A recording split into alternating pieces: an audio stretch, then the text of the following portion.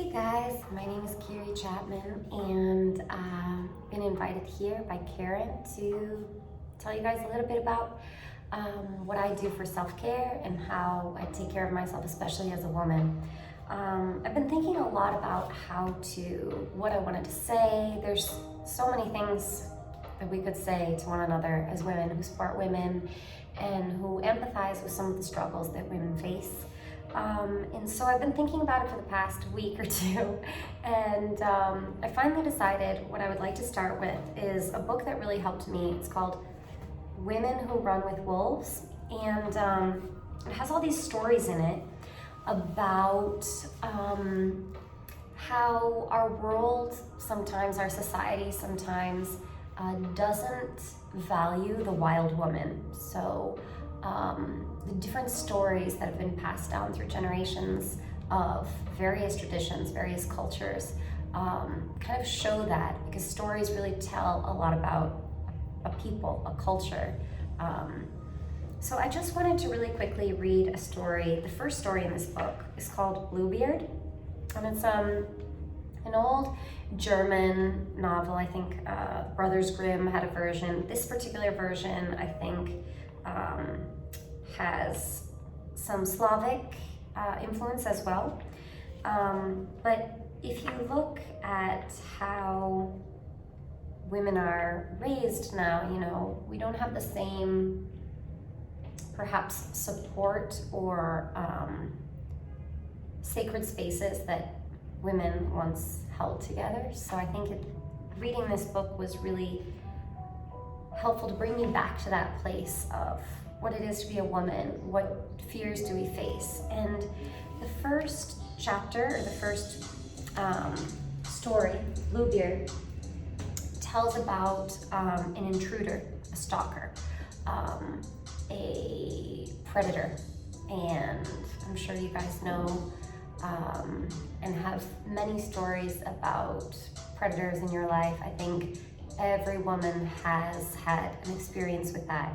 And it talks a little bit about what happens in that, and it gives us some tools with how to deal with it. So even though I've had my fair share of difficulty with, especially men, being a small Asian kind of timid woman, but I don't like to think of myself as a victim. I like to think of myself as a wolf, strong. So this is a story that tells about that. I'm just gonna go ahead and read the whole thing. I love stories, story time. There is a hank of beard which is kept at the convent of the white nuns in the far mountains. How it came to the convent no one knows. Some say it was nuns who buried what was left of Bluebeard. Why the nuns would keep such a relic is unknown, but it is true. My friend's friend had seen it with her own eyes. She says the beard is blue, indigo color to be exact. It is as blue as the dark ice in the lake, as blue as the shadow of a hole at night. This beard was once worn by one who was a failed magician, they say, a giant man with an eye for women, a man known by the name of Bluebeard. 'Twas said he courted 3 sisters at the same time, but they were frightened of his beard with its odd blue cast, and so they hid when he called. In an effort to convince them of his geniality, he invited them on an outing in the forest. He arrived leading horses, arrayed in bells and crimson ribbons. He set the sisters and their mother upon the horses, and off they cantered into the forest. There they had a most wonderful day of riding. Their dogs ran beside and ahead. Later they stopped beneath a giant tree, and Bluebeard regaled them with stories and fed them dainty treats. The sisters began to think, well, perhaps this man Bluebeard is not so bad after all. They returned home all a chatter about how interesting the day had been, and did they not have a good time. Yet the older 2 sisters' suspicions and fears returned, and they vowed not to see Bluebeard again. But the youngest sister, naive, thought if a man could be that charming, perhaps he was not so bad. The more she talked to herself, the less awful he seemed, and also the less blue his beard appeared. So when Bluebeard asked for her hand in marriage, she accepted. She had given his proposal great thought and felt she was to marry a very elegant man. Marry they did, and after rode off to his castle in the woods.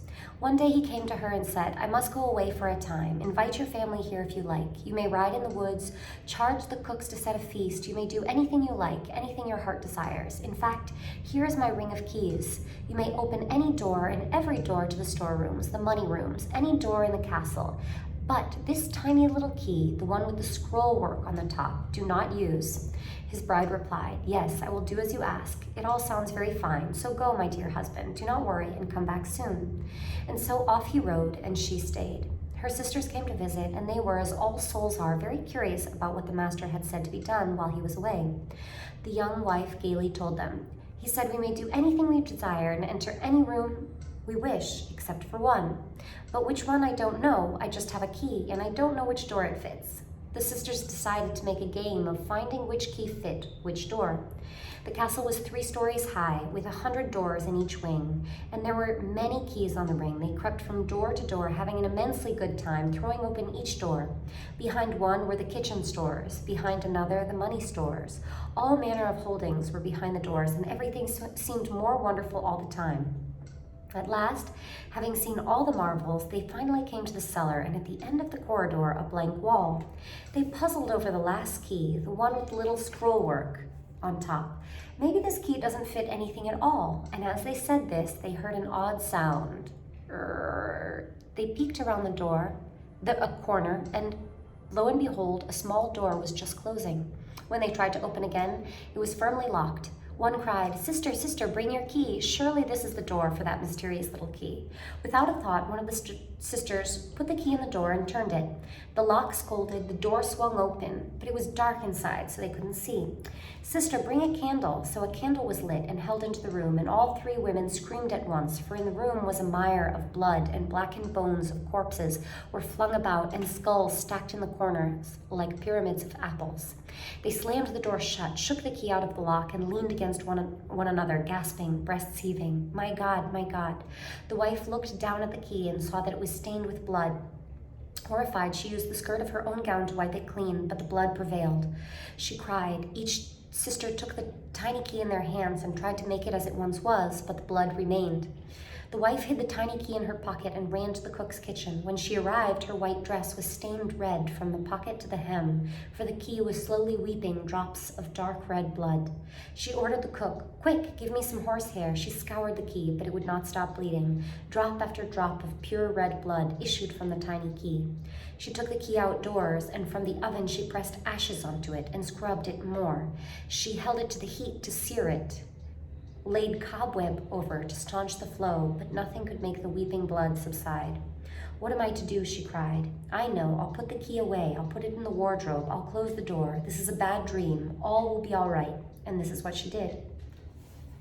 Her husband came home the next morning and strode into the castle calling for his wife. Well, how was it while I was away? It was very fine, sir. How are my storerooms, he rumbled. Very fine. And my money rooms, he growled. The money rooms are very fine. So everything is good, wife? Yes, everything is good. Well, he whispered, you'd best return my keys. Within a glance, he saw the little key was missing. Where is the smallest key? I lost it, she said. I was riding and the key fell down. I must have lost it. What have you done with it, woman? I don't remember, she said. Don't lie to me. Tell me what you've done with it. He put his hand to her face as if to caress her cheek, but instead seized her hair. You infidel, he snarled, and threw her to the floor. You've been into the room, haven't you? He threw open her wardrobe, and the little key on the top shelf had bled blood red down all her beautiful silks. Now it's your turn, my lady, he screamed and dragged her down the hall into the cellar till they were before the terrible door. Bluebeard merely looked at the door with his fiery eyes, and the door opened for him. There lay the skeletons of all his previous wives, and now he roared. She caught hold of the door frame and would not let go. Please, please, allow me to compose myself and prepare for my death. Give me but a quarter hour before you take my life so I can make peace with God. All right, you have a quarter of an hour, but be ready. The wife raced up the stairs to her chamber and posted to her sisters on the castle ramparts. She knelt to pray, but instead called to her sisters. Sisters, sisters, do you see our brothers coming? We see nothing, nothing but open plains. Every few minutes she cried to the ramparts, Sisters, sisters, do you see our brothers coming? We see a whirlwind, perhaps a dust devil in the distance. Meanwhile, Bluebeard roared for his wife to come to the cellar so he could behead her. Again, she cried, "Sisters, sisters, do you see our brothers coming?" Bluebeard shouted again and began to climb up the stone steps, but her sister cried out, "Yes, we see them. Our brothers are here. They have entered the castle." Bluebeard strode down the hall towards his wife's chambers. "I'm coming to get you," he bellowed. His footsteps were dense. The rocks in the hallways came loose. The sand from the mortar poured onto the floor.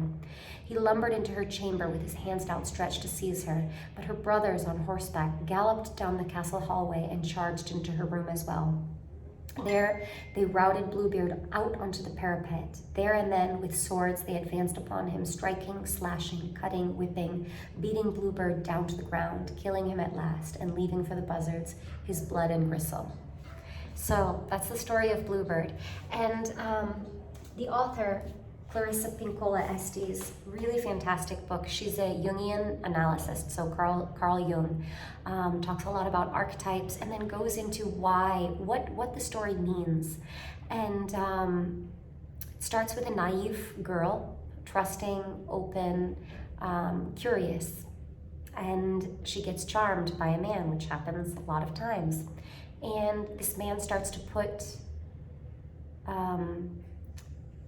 rules on her, limits. You can do this, but this thing that you're curious about, you can't, right? And we see that a lot in some of the relationships that we develop and then struggle with, is like they put some rules, right? You can't do this. You can do this, but you can't do this. And of course, being a curious woman and wanting our freedom and total understanding of everything around us. We don't want to walk around with part of our vision covered. We want to be able to see and experience freedom. So of course we look into that room, and what we find is, different levels of destruction, different levels of aggression and violence against that soft, gentle, naive, open-minded, feminine strength, feminine psyche. And so what happens in the end is she calls on her brothers. And what the author explains is that when we are attacked, when there's an intruder, whether it's an intruder from outside, whether it's your own intruder. So a lot of us struggle with our mind sabotages itself. So whatever that intruder looks like to you, or whatever that aggressor has been in your life, whether it's a person, whether it's a man, whether it's a woman, whether it's part of your own personality, you have to fight it. You have to stand up to it, and you stand up to it with your own masculine energy.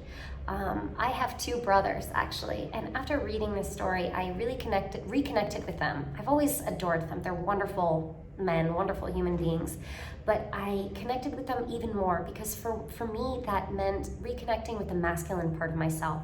So the last thing that I want to do with you guys is a physical representation of that masculine force that's in every one of us. So whenever there's a dangerous situation, whenever you feel like you need to call on your masculine strength, and that doesn't mean that you become manly, it means that there's a masculine energy of force, of fight.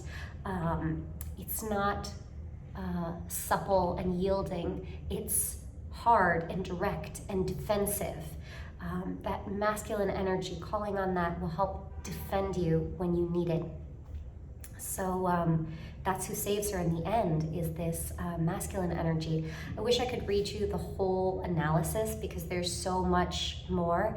I just don't want to take up all your time, but if you want to hear the rest of it, I'm super happy to read the rest of it. So maybe I'll make another video for those of you who are interested in the analysis, because it's really interesting what she has to say. But I just wanted to read you the story because in that story, even if you aren't analyzing it, stories work so brilliantly because they get into your mind and you're able to feel the sensation of fear. You're able to empathize with that young, naive girl who was enchanted by a man who promised her everything and then told her, but you can't do this. And then when she tried to open that door, as all curious human beings would want to do, she saw something that was going to hurt her, and he became aggressive and violent. And she called on her brothers, her masculine energy. If you have brothers, call on them. If you have strong male friends, call on them. If you have inside of you, as everyone does, whether you're female or male, or you may identify as something else, but we still have a feminine energy and a masculine energy, that yin and yang. And sometimes you need to call on that masculine energy. So there's this song, there's a kizomba song that we dance to, kizomba. You can dance whatever you want, by a DJ named LG Beats, and he's wonderful. So I'm gonna sing it with you, or I'm gonna play it here, and I want you guys just to dance with it. I'm gonna do some basic dancing, basic kizomba, basic zouk. You can follow along. Feel free to create your own steps. And again, it's not about the steps, it's about the energy. So I want a powerful fighter, masculine energy that's in a female form. So let's see what you got. Here we go.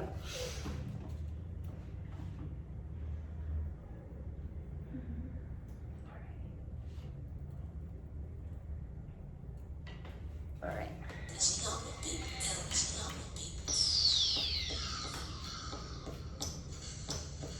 Feel that beat.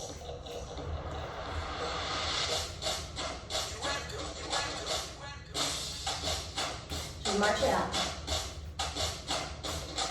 Feel that masculine energy rising. Connect with the floor. Add your femininity, but always with a fighter's face. Feel the strength in your body. Start to bring it up.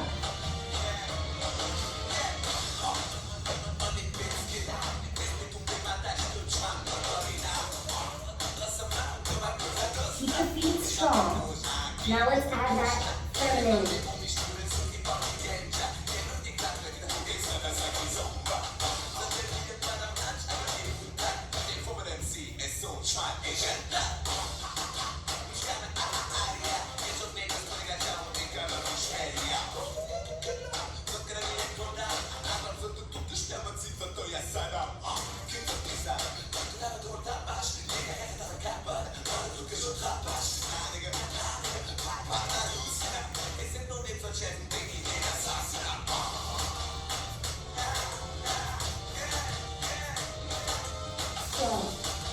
Strong. Feel your muscles wake up.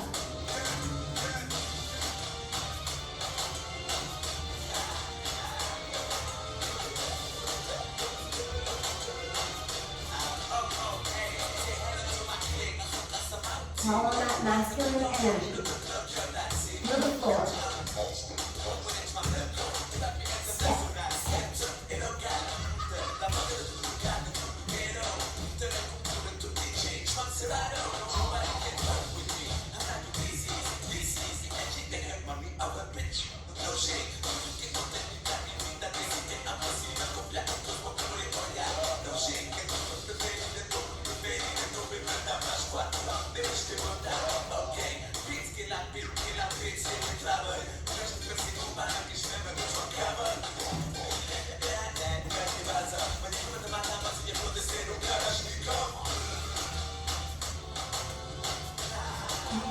Find that femininity, but inside that masculine energy, walk, march.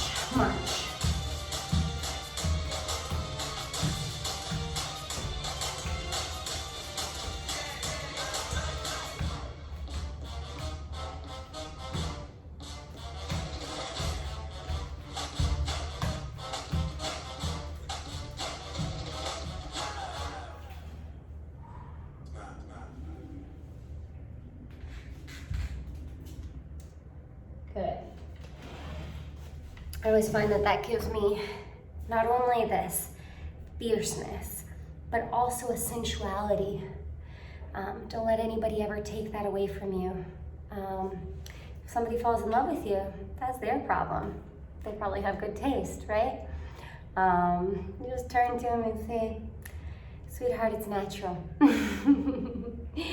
You know? So don't let anybody take away your sensuality. Use that to grow your fierceness. We are all wolves, lobas, lady wolves. And we're fierce, we're loyal, we know how to defend our own, we know how to defend ourselves, we know our value, and we support our fellow sisters. So that, and our fellow brothers, right? Human beings, we're human beings. Wolves and human beings, you get what I mean, you get what I mean. So I wish you guys lots of love, lots of healing. Know that you are not alone. You are far from being alone. Thank you for sharing your stories. Thank you for being a supportive group together. Thank you for your time. And thank you, Karen, for the invitation. And for those of you who are interested in the analysis of this story, I will most definitely make another video for you. All right? Take care. All my love.